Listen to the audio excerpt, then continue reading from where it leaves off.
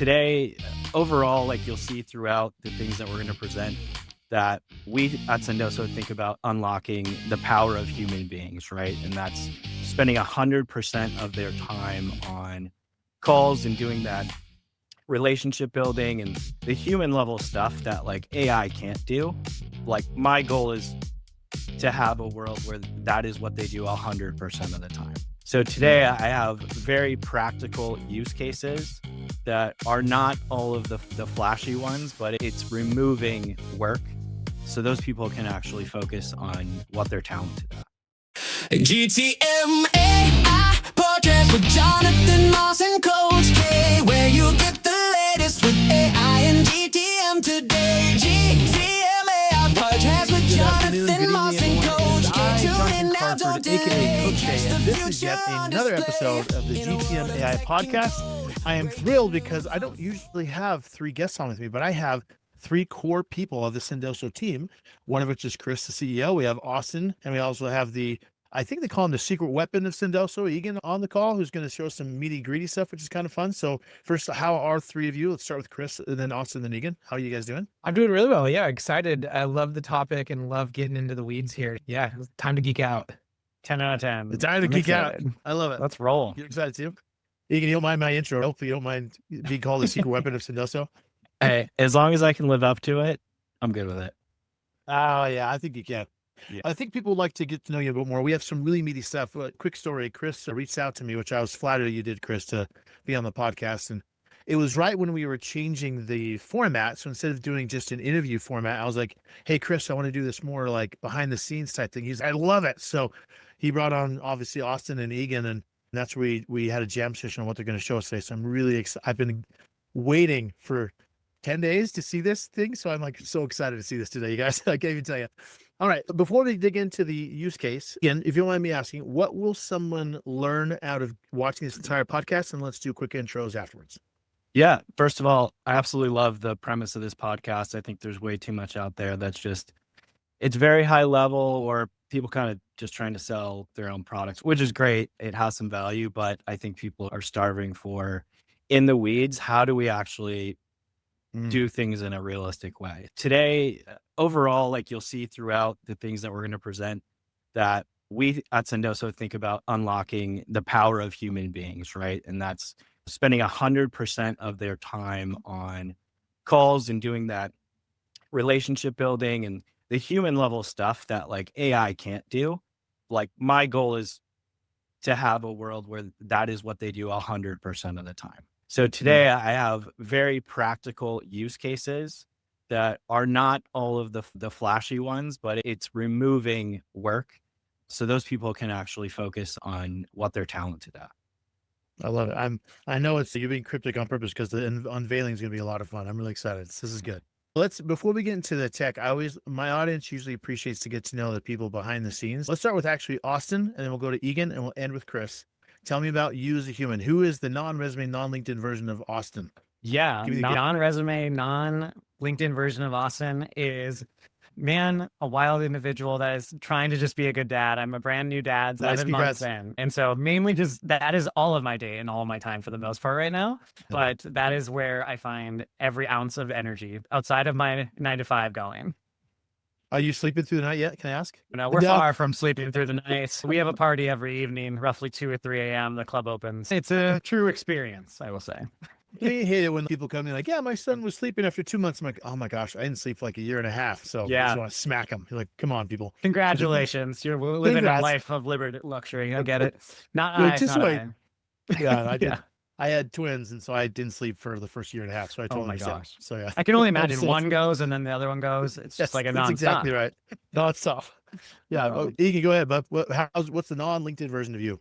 Yep. I've got 2 kids, a stepson who's about to turn 11, and then a daughter who's 5. And obviously, they take up a lot of my time for sure, especially the 5-year-old daughter. It's very interesting time right now, I'll say that. Yeah. But she's fantastic. I love spending time with them. And I'm also into sports. I like the Colts. I like supercross, motocross. I have been into that my whole life. Plenty there. And then honestly, a lot of my time, I enjoy building stuff so much. And there's just tons of meat on the bone out there today. So I spend a lot of time doing that. You're one of those guys who, like myself, you're geeking on the weekend because you just like it so much, right? You're just playing around. Yeah. On the weekend, if I wake up at 2 a.m. with an idea and I'm like, man, I know we can build that. I'm going to go do it. Yeah. I love it. By the way, I know this podcast will come out afterwards. Do you have calls for the game on Sunday? It's a big game. What do you think?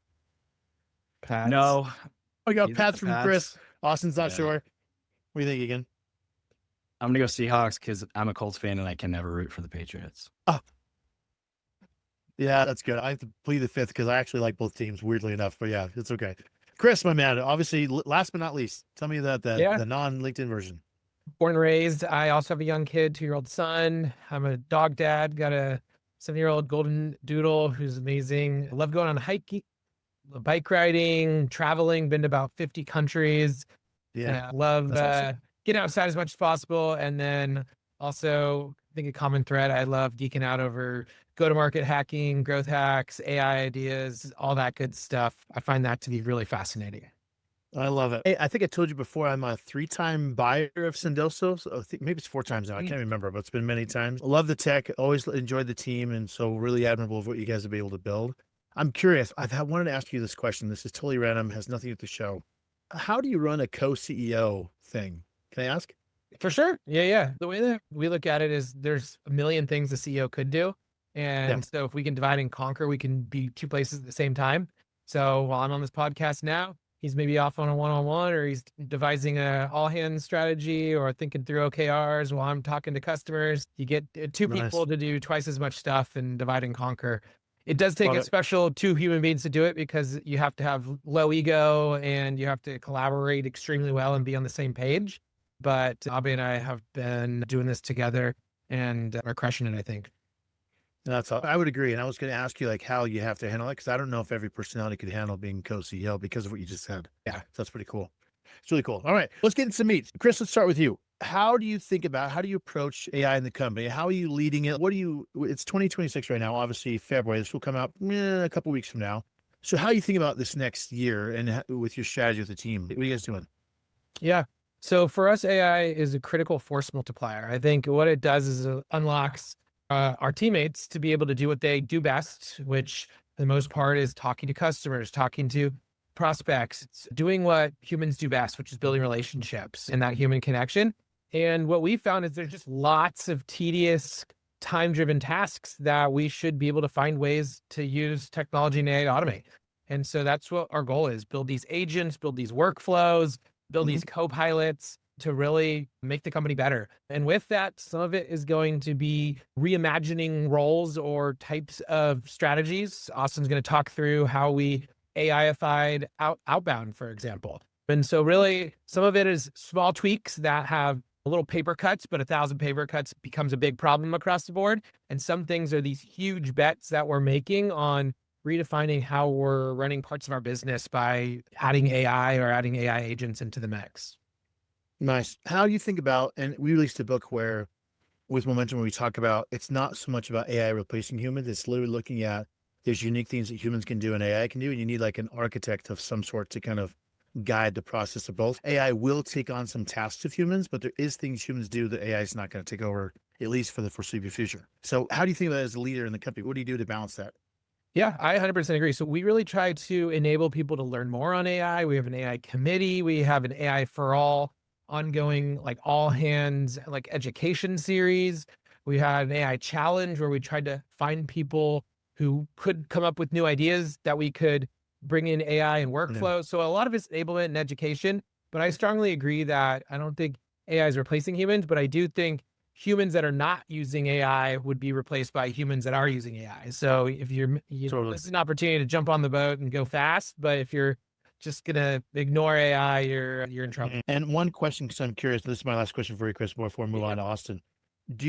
I remember when Shopify released their memo in April 25, and it seemed to be that a lot of boards put pressure on leadership to do something with AI. Do you feel like that, when you talk to your peers in the market of other company owners, do you feel like that is kind of still a thing, to be pressured to use AI, or is that not as much anymore? What do you think?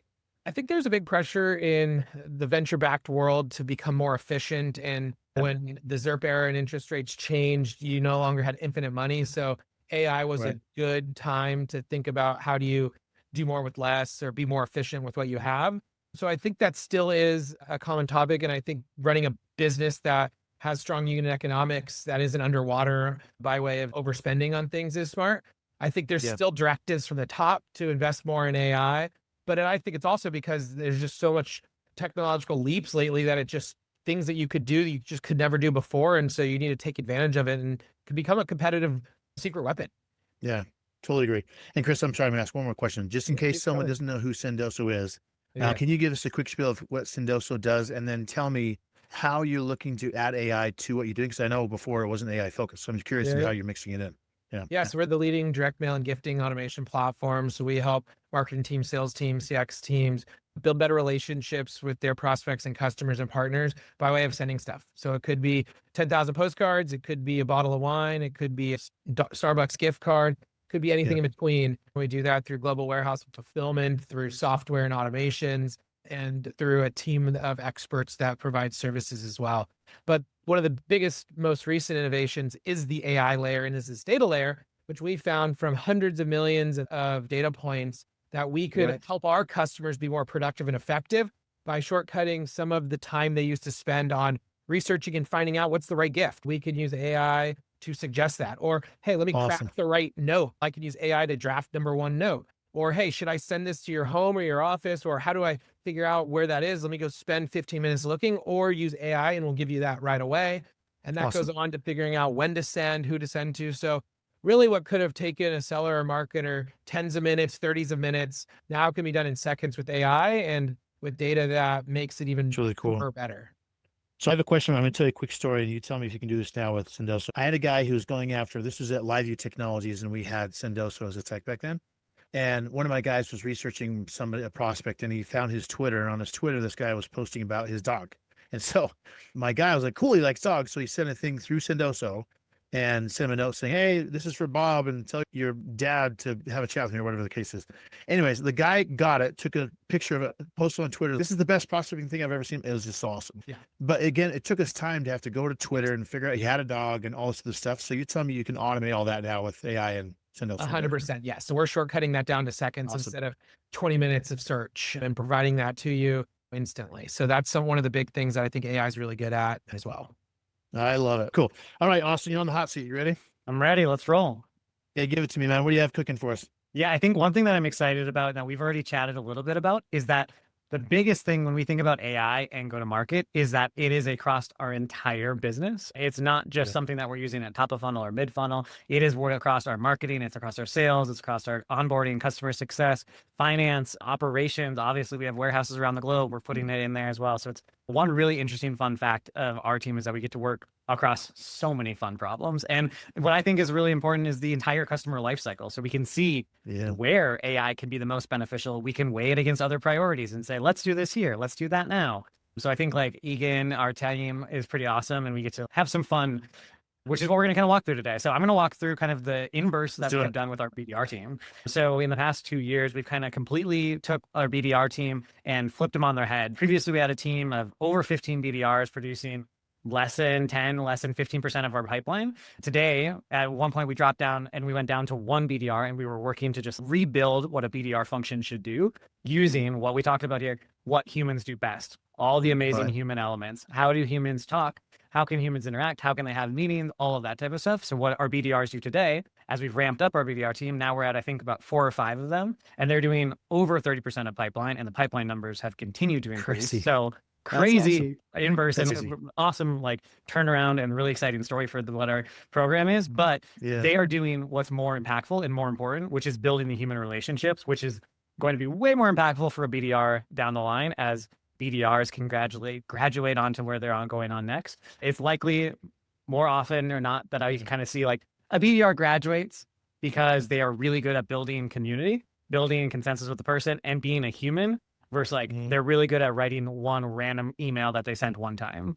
So we're like, why can't we get our BDRs to do more of being human and understanding how to build consensus and buying committees and push them in that direction? So what we did was we kind of took email off their plate. We said the way email is going and the way email is operating, email is not something that is a great use of a lot of our BDR's human time. What is a great use of our BDR human time is having real conversations, calling, using LinkedIn touch points, and gifting. Those are all like great elements of that our human BDR should be doing. And so we took email off the plate and said, okay, we're going to focus on the email. And so what we did is kind of, all right, every email that gets sent from BDR, think of it as if we are an email manager back many years ago. How do we get the best open rate, the best click-through rate by incorporating as much data as we can? And 2 years ago, that was using Clay and some other things and scraping websites and trying to identify some things that were like externalities or like financial reports. And today, I think the big unlock and what we're seeing really in the past probably 3 months, there's been a massive change of this, is how do we use internal data to get the best email and the best messaging out of it? And so we have a few different platforms that we use that is in our tech stack for our inverse there. One is Qualified. So we are a massive Piper and Qualified AI user. And the second one is user gems. So you're going to see Piper on our website. You're going to see Piper in some email flows, and you're going to see user gems in many different places for us. And I'm going to walk through kind of the user gems Gemmy motion, which is taking a lot of our internal data. The internal data that we're feeding into Gemmy is a bunch of Snowflake data. So we're seeing what kind of product activity users metrics are being done. And then we're also pulling Salesforce information. So, you know, Jonathan, were you on a close lost yesterday and now you're coming back around to the new company? Are you a previous user? Have you never used us before, but we know you're at a new company where another person is that used us, but you're our new ICP. So we're marrying a lot of that type of data. So I'll quickly share my screen and kind of walk through like. I was say, please show me, so everyone on the phone's like, how in the hello did you get 4 BDRs? You're saying is 15 or more than 15, I should say, double than 15. It's crazy. Yeah. So this is kind of a background of what our Gemmy motion looks like. And so we're feeding a ton of information into here. And I'll showcase some examples here, but I think I have a couple slides. Yeah. So this is like the breakdown of what's happening. We're taking our Salesforce information, our Snowflake information, capturing all those signals that I talked about. Then we're doing additional contact acquisition. So you can do this with many of your providers, but we're doing it with user gems here. And then we're using Gemmy to write emails and using that based off what our emails have been performing well. And so we originally took what our best BDRs were doing, said, AI, let's make this better. And then we took that and we are constantly evaluating it. So then improving upon it. So those were all the beginning prompts for Gemmy when we started Gemmy a year ago, over a year and a half ago at this point. And so this was like, this is the best in class email. And so since then, we've continued to improve. And then we obviously use the Sendoso Smart Send capabilities, as Kris was talking about, to identify what is the best gift, Jonathan.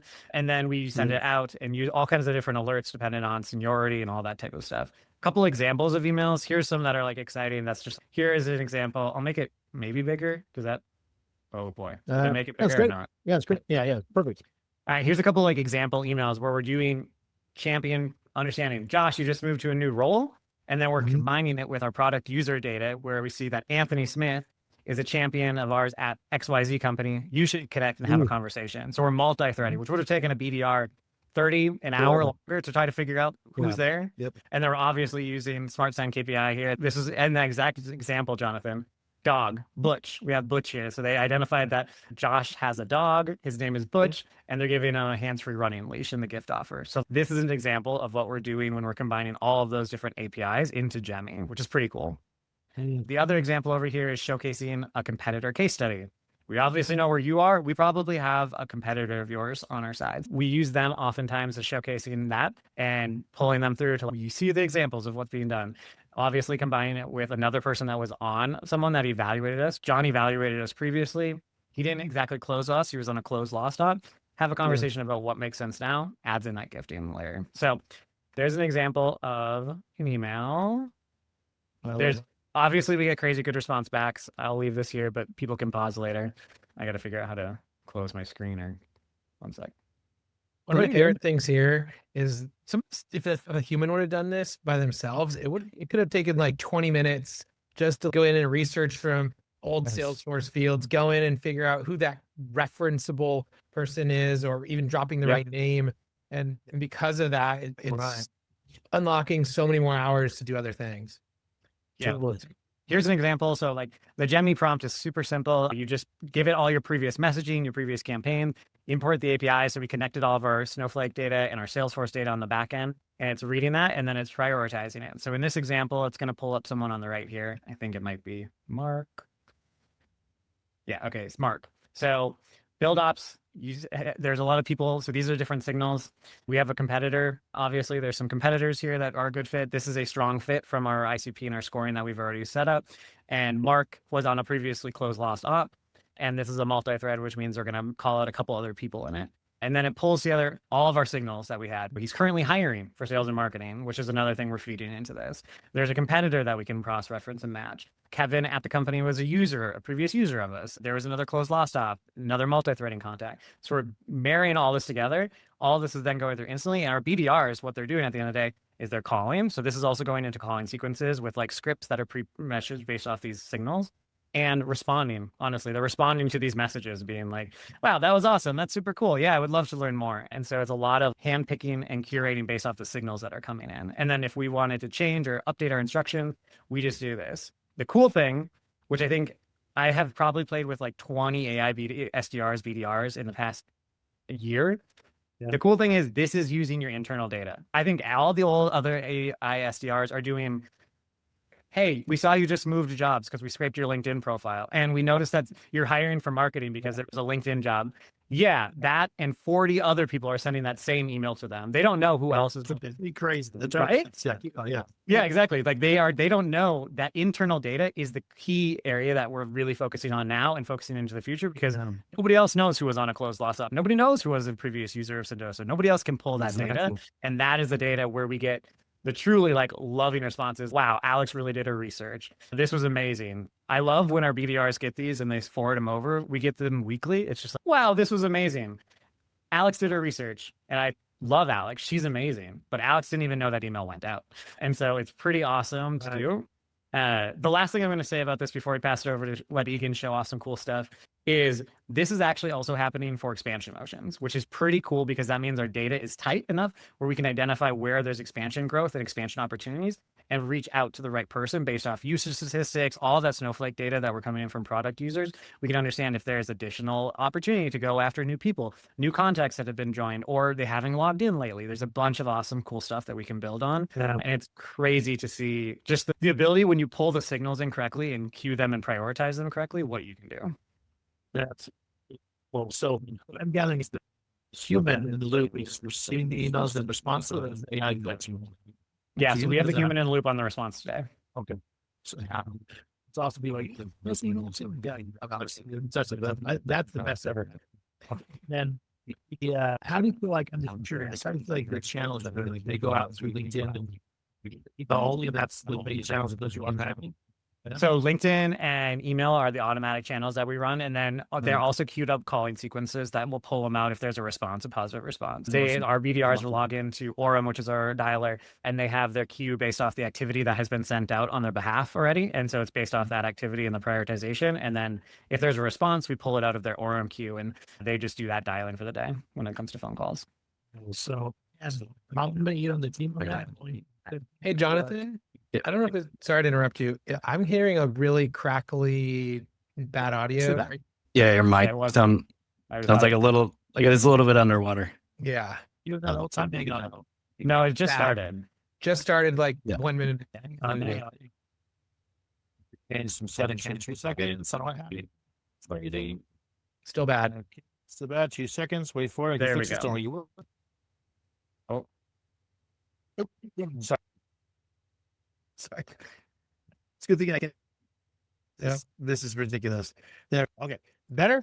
Much better. Yes. Yeah. Sorry, I know this. Anyways, we'll get into it. All right. Awesome. I just have to tell you, like legit, going from where you were and I think most people aren't willing to do that hard work of breaking down a function like a BDR because most people are like, we don't have time to do that. We just got to keep our BDRs. And I've seen the teams that do well, the ones who slow down and be like, okay, let's figure this out and then build it. And they have way more impact as a result. But yeah, I mean, I'd be curious, like, what would you say to someone to help them say, you need to do the hard work before you can accelerate? How would you say that? Yeah, I mean, I think if you do the same thing, you're going to get the same pad result. And unfortunately, especially in that world, the results have been diminishing drastically for the years. Because the way that I often see it, unfortunately, no matter how good of an email we write, emails often are nothing more than an ad impression at this point in marketing land. It's did the email inbox show up in the inbox and did they push junk or did they just delete? Did they see our name in there? And so there is a volume play and there's a customization and understanding what is amazing. But like, you need to be able to do good. And I think taking a step back and like actually evaluating what this person should be doing for their time. I would say I'm on weekly conversations with BDR leaders and GTM people thinking like, how do I do that? And the biggest thing when it comes down to it is ensuring that you have incredible leadership alignment along what these people are going to be doing for their job. Because if you are going to change a SDR org that supposedly is sending thousands of emails through SalesLoft and Gong, and they're uncustomized with one variable that changes their name, that is going to be a heavy lift. And I would recommend grabbing one exciting BDR and start testing the pilots of the AI motion, because that's the only way that you're going to be able to pull a massive ship like that to showcase the clear wins. But like that's an unfortunate situation that they find themselves in. But you can look at the results and the reply rates, and you can pretty easily see the writing on the wall that there's not enough here. And we can't just add more BDRs so they put more emails out the door that are bad. Yeah. It's a bit of an innovator's dilemma, because for us, there's a bit of one step back to take 10 steps forward. And that had to come from the executive team all the way down to individuals across marketing and sales development, even sales, knowing, hey, we will probably see a slight slowdown from the SDR outbound motion, but we know that on the other side of this, we're going to be light years ahead of everyone else. And so I think you have to take that bet. And I'm really glad the team did, because now look at the results. Yeah. Can I ask, what was the timeline? Was it 6 months, 3 months? Like, you went from reducing the team to one and building back up. What was that? Yeah, I mean, I would say it was about 6 to 8 months. We started immediately changing what was happening and kind of bringing in, we brought on a couple agencies to battle it out, see what could help us move forward as fast as possible.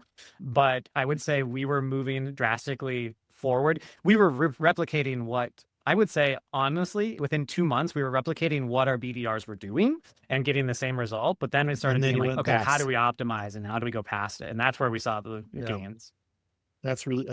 It's actually really fast, but really cool. I think, and you probably know this too, Kris, but I think people are pressured to get results super fast, that they don't take the time they need to do the work you're talking about to get those acceleration type of movements, which is crazy. Yeah. All right. This is good. Okay, Egan, you ready? Let's tee you up, buddy, boy. Oh. Let's do the secret weapon. What you got? No pressure. Let me share my screen real quick. Alrighty. Okay, good to go? Awesome. So here's how this is going to work. I'm going to talk through kind of high level what each one of these does, what the goal is. And then I also have the very nerdy stuff down in the deep workflows that we can go into for sure. So hopefully there's something for everybody here. But in general, the theme across this, again, is unlocking humans and letting the robots do what they are better at than the humans are. Yeah. And that's mostly the stuff that humans don't want to do. So first, we have a contract scraper. So we had a bit of an issue where we didn't really have a CPQ that would over years be able to pull out specific line items and products and features and planned features and put them into the CRM. So from an account management standpoint, I mean, think about finding expansion ops. They have 50 accounts. They have to go through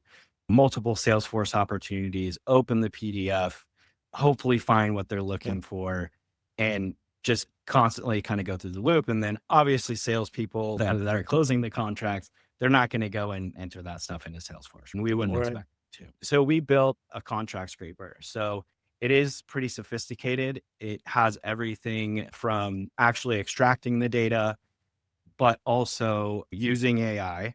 But we also, and everything that I do pretty much, have enough structure around AI to limit errors and make it actually valuable and consistently accurate.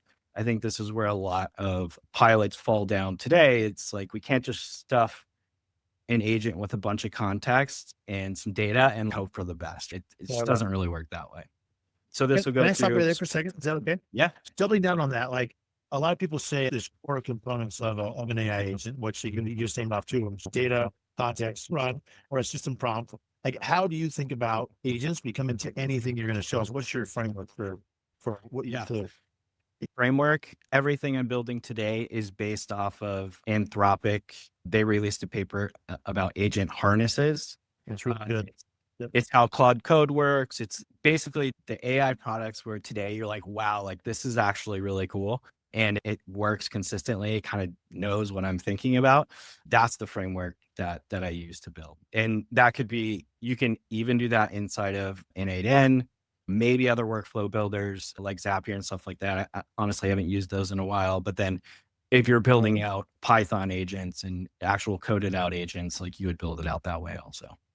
Love it. Thank you. Sorry, Yeah, no, great question. So this contains a lot of those features. What the AM gets instead of digging through PDF contracts is a nice view in Salesforce, which is great. But what else do we build on top of this? It's automation and gathering intelligence and turning on signals for the account manager when an account might be ready for an upsell. And then it can also, okay, here's what they have in their plan. Here are the services that are available for upsell. And they mentioned something on this call a couple of weeks ago that they could use the HRIS hub or another feature, right? And tee that up for the AM. So that's next step. So I can go into the weeds of it. So basically every day we are pulling Salesforce for closed won opportunities. So this will run a couple of times per day. We've got different paths because we have different opportunity types and things like that, but one for renewals, one for upsells, but basically the same workflow for each. So it's running through. It is actually, I played with multiple different methodologies for this. You think contract scraping and you immediately think Python. So I went down that route, built a bunch of stuff in Python, couldn't get the consistent results that I was looking for, mainly because you have multiple different contract templates throughout the years. And sometimes people have their own version of the template. So it was really hard to get it to consistently work with Python. So basically what I do, I use this is all self-hosted, by the way, on company infrastructure. So data stays within our environment. So I built a service on my server that actually pulls the PDF. It will OCR, it will grab the text, but then it'll also convert the PDF into a PNG file. Why a PNG file? The models these days, especially Opus 4.5, has incredible ability to read images. So I will give it all of that context. So it gets the image, it gets the OCR doc, and it gets the text. And that dramatically increased the quality and consistency of the output. That's awesome. So next step is an auditor. So basically I'm using JavaScript. Let's pause real fast. So you had this first one you showed us. Is that the result of this one? It feeds into this one. So it's like a multi-step. Correct. Yeah. So it'll run through basically all of these contracts. I'm using Google Sheets here as my database, but this is something that we're going to evolve and actually dump it into a real database. But yeah, the end here, this is calling essentially this next workflow, which is run audit. So this is what the agent pulled back. This workflow is going to say, is it accurate, right? There are certain things that are very deterministic. We know for a fact, like if they got unlimited licenses, there can't also be a seat count on top of that, right? So just kind of straightforward things that you can code into JavaScript that validate, right? So if that passes and it's all accurate, it'll push straight to Salesforce in this workflow, or we'll do another audit essentially where we're taking information that was put in the Google Sheet about everything that was scraped. And then also I have specific error messages or things that go from the auditor onto that record as well. So this is building context. And then we're essentially doing a little bit of a process again, running it back through, saying, hey, here's what's wrong. X, Y, and Z doesn't match up. Can the AI validate it? And if it can't confidently validate it, or maybe it actually is a mistake made on a contract, that passes through to me here. And I actually get a notification and I'll do the last human audit before I push it to Salesforce. Nice. I love it. Cool. Yeah. Okay. Sorry, before you jump in, your mic sounds like it's going out again. Again? Hang on. I wanted to break it at the right time because kind of goes underwater. And Keep going. Perfect. There we go. Better? That sounds good. Go on. Yep. All right. So deep research. This is what I'm really passionate about. The reason I made this, we did quite a few different pilots over the years, and it kind of amazes me. So deep research, we want to extract insights from the unstructured data. So customer calls, emails, survey results, everything underneath the sun. So I actually built a customer communications vector store that we self-host internally. So Nice. it's a database that we own. And no matter what provider we use, we're always going to have our own set of data that AI can reliably talk to. The problem with a lot of things that we demoed, they have a chatbot, and anybody can go into that chatbot and say, hey, all the deals in stage 2, what are the objections? What's going wrong with those deals? What's going right with those deals? And the chatbot's going to lie to you. The chatbot's going to come back and say, based on all of your deals, here are the results. That's not really possible due to context window for a single agent without proper infrastructure to actually do that assessment. It's going to pull back as many results as it can. It's going to stack rank them, but it's not going through every deal, right? So that really bothered me. And I think it's a big reason why people haven't seen a lot of value, because it doesn't, the answer doesn't feel right because it's not right. This deep research project is, again, set up with an agent harness. This one is for a deal analysis. And our VP head of sales can come to me and say, hey, I need to understand what's going on with deals on this stage, or we can use this for win-loss reviews, anything post-sale, basically any. Yeah. So we enter that criteria, and this is, again, going to work like an agent harness. So it's going to create the project. It's going to list all of the deals and put those into a queue. And then it's going to fire off the deal analyzer. And that is going to basically go through every single deal, pull all of the communications for that deal, do an analysis, write all of the context back into essentially its project memory. So we're building context over time. And then it is going to fire to the synthesizer. So the synthesizer essentially going through all of the results for each of those deals and rolling it up, producing either a Google Doc report or custom. I've been doing a lot of custom 1-page HTML documents that you can host internally. You can do some really cool stuff there. Yeah, this is way cool. So tell me this, like, how do you, I know you refer to the harness thing, but you're using a vector database to do the deep research. How do you help it from not hallucinating when you have so much data to access? Is it just like a glorified RAG system? How do you think about that? So I went through a lot of different iterations with how to do chunking and embedding for different types of data that we put into the vector store. I also I have a edge function set up that does, it's a hybrid re-ranker, meaning it will do a text search, a semantic search, and then it will re-rank the results based on those two outputs. So each one is going to give a score. What's the highest overall score, right? And it's going to pull that back. The other one about hallucination, in my opinion, is context. A lot of hallucination isn't necessarily really hallucination these days. It lacked context. So if it doesn't know about your company, it doesn't know about our products. It doesn't know about certain terms in a contract. Like, you have to prompt engineer all of that in. A lot of people say prompt engineering is dead. I actually disagree. When you're building full agentic workflows, it is more important than ever. Yeah, I agree. Yeah. Maybe you're one shot. Let's have a combo with Claude. It's less important there. When it's these full system build outs, it's vital. Yeah, I would agree with you, because what I find interesting is that when you have a context-enriched chat, you can use simple prompts because it's narrowed on the context you're talking to. But with what you're talking about, this kind of advanced, when you do all things you're doing, the prompts you use inside of it becomes so important to make sure it's not going off the rails with whatever. Yeah. And here's how I think about that, or how I explain it to people.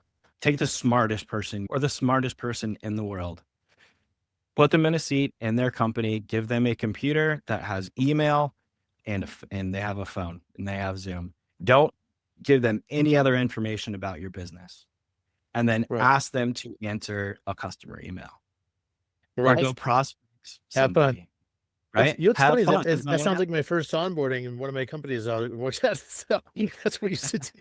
Have fun. Yeah. Yes, exactly. Yeah. And Yeah. it just doesn't work. It's doesn't the work. right context, and your intimate business details rightfully are not publicly available on the internet, and neither do you want them to be. Yeah. Well, we'll keep going. We have a few minutes left. We get to this is the one you're experimenting with, or you're testing, or brand new? Yes. Yep. Yeah. So brand new, almost done with it. So we don't want to just deploy AI to improve efficiency. That's obviously a big one. We want to change the game. Like, how can we use AI to produce better quality outputs? And just like Sendoso's brand, we want to break through the noise. We do direct mail. Like, we stay away from basic emails, help companies stand out a little bit. So that's like down to our core. And this is a good example of that. Generating sales proposals, basically developed a way, and this is based somewhat on two theories I have. One theory is that slides and PowerPoints are kind of the way of the past, and AI is so good at writing front end, HTML, CSS, a little bit of JavaScript, that React, that kind of stuff. It's really good. Yeah, and you can do it in a single page, HTML page, right? No back end. So it's like very portable. So basically what we built out is both an automated way to produce a proposal like this. So this would be your prospect's experience, essentially. And let me just preface, I am not a designer at all.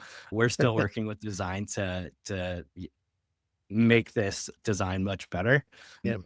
But this is all a single file HTML page and 100% customizable. You don't like the slide feature? Cool, change it.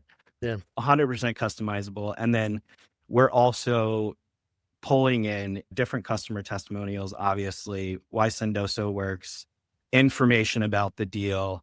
And then we do have a DocuSign or whatever. So reps can actually put in the proposal detail here. The prospect can go and sign. But the other thing we're doing is the goals. So this pulls from all the conversations during the sales process, phone calls, emails, and it will put these things, create these goals essentially for the sales reps. That's cool. Future action plan. This customer, I gave him full permission to use this, so everyone knows this is full permission here. We're only up and up. Keep going. Yeah, and all the plan, the actual plan information in that one is all made up. It's not actually based on reality. So, okay, that's great. But also, what about the rep's ability to edit it? If I want to change this thing or that word or whatever. So this is the part that is more experimental right now, but I do have basically a working version. Again, not designed. This is total wireframe, but rep can come in, drop the Salesforce opportunity link. They can select which testimonials they want. We have a testimonial database where we can consistently add and stuff like that. Or they can say, let AI decide. So AI is going to go through all the customer communications, say, okay, field marketing, BDRs, or they want to increase close one deals or pipeline velocity, right? And it's going to go grab the right testimonials and put those into the deck. Investment cards, I think we saw down there, but you can write out your own or same thing, just let AI decide. Pricing configuration. So if they wanted to put in information here, they can do that. And then customer goals, and probably actually going to switch the order around here a little bit on these, but you can add an individual goal, as many as you want, or again, let AI decide. Hit generate proposal, and it's going to come back with our proposal. You can download as PDF. That's some rep's flavor, and that just opens in a page, and you can hit download PDF. You can download the PDF. The other cool part about this is it's all secure. So we have it behind Cloudflare. So this part of the automation is it's pushing this to Cloudflare, and we have it restricted. And the sales rep can basically, once they hit publish, say, I want to share it specifically with Jonathan. So I'm going to put in his email, or anybody at momentum.com is cool to see this. And then it's behind an authorization wall. So totally secure. I love it, man. What's funny is that, like you said before, it's very practical. So it may not be I don't want to say it's not sexy because I think it's really cool. It's not like super crazy, but so impactful because this kind of stuff takes forever to get done, but it's way helpful for obviously both the buyer and for the seller to get out of the way and actually have more conversations versus just creating shenanigans to have conversations. Yeah, exactly. Yeah. Yeah. And I don't think I showed this, but they can go in directly and edit. Look at that. I love it. Yep. Cool. Yeah. And do you think this is just the first use case? Executive business reviews, quarterly business reviews, or even further down in the more like tech touch type segments, automating this even without some human in the loop and doing product and usage statistics or things like that down the funnel that, it's just not possible to scale that with humans today at all. Yeah, that's freaking cool. So between all three of these things, Austin alluded to obviously doing double the pipeline with less the people. What kind of impact have you seen as a result of these three things you've done?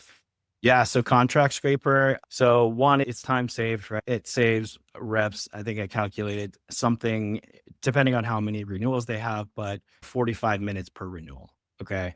So that's 45 minutes per renewal times their salary. There's ROI there, but also their ability to identify upsells. So I rolled out the first version of this, I want to say mid last year sometime.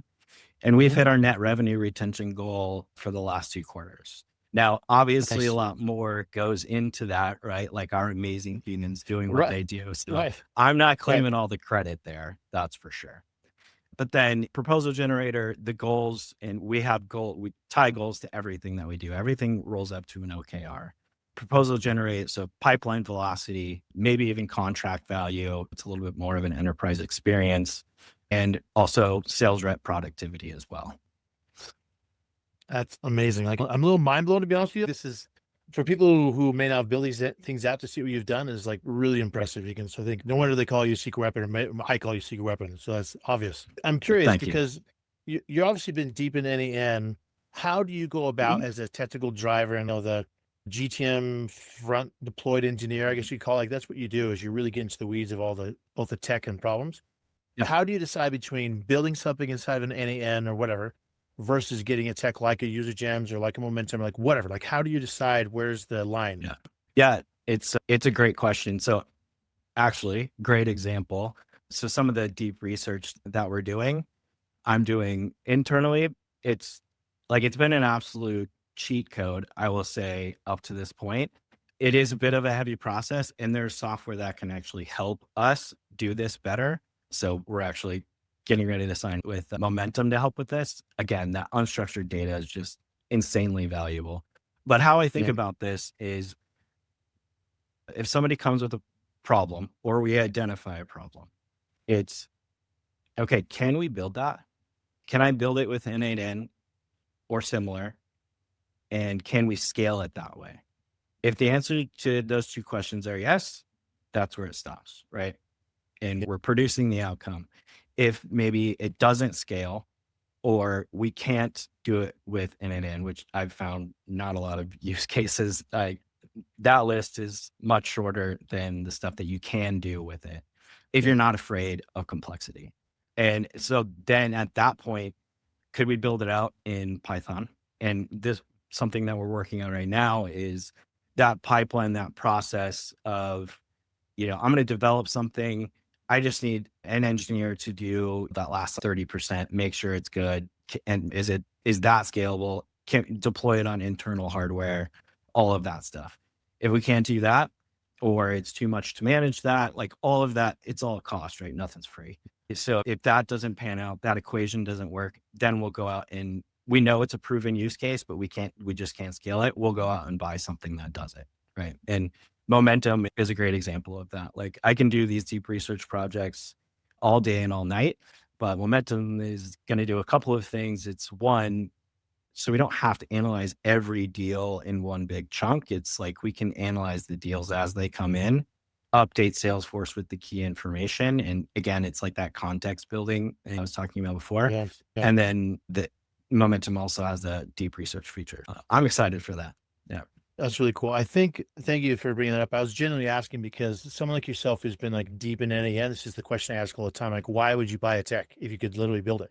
So I'm always fascinated to see from someone who's a pro in NAN, how you think about it and where that line is. Because Yeah. like we just talked about, you're spending the weekends. I am geeking on, oh, I can do this, I can do that, I can do this stuff. And that's all you do is just think about the possibilities. So this is really cool. Appreciate it. Yeah, exactly. Very quick. I won't say it's quick, but it's go test an idea, see if it adds value. Maybe AI is just not good at that, right? And okay, cool, move on. We don't need to waste our time and money. So to me, it's a Swiss Army knife, especially if you know a little bit of code. And guess what? You've got your buddy Anthropic Cloud Code sitting right next to you that can help you out with that. So if people are afraid of complexity, there is nothing that you really can't do these days. So I love it, man. We're at time, so make sure we get some things in. Chris and the rest of you, are you guys okay if I share each one of your LinkedIn links with the show notes? Is that okay? 100%. Cool. Okay. And then obviously, if you don't know, it's Sendoso, so SENDOSO.com. So for the platform, again, I've used it as a customer. We're currently using it now in Momentum. We love it. The team loves it. So nothing but raving fans here. And when the person you showed on the screen, Mariana, was like, "Hey, should we get Sendoso?" Like, yes. So it was a very easy decision. So I'm more than happy to help promote you guys and help you, because we've just nothing but enjoyed it. And I appreciate you guys coming today. So thank you for that.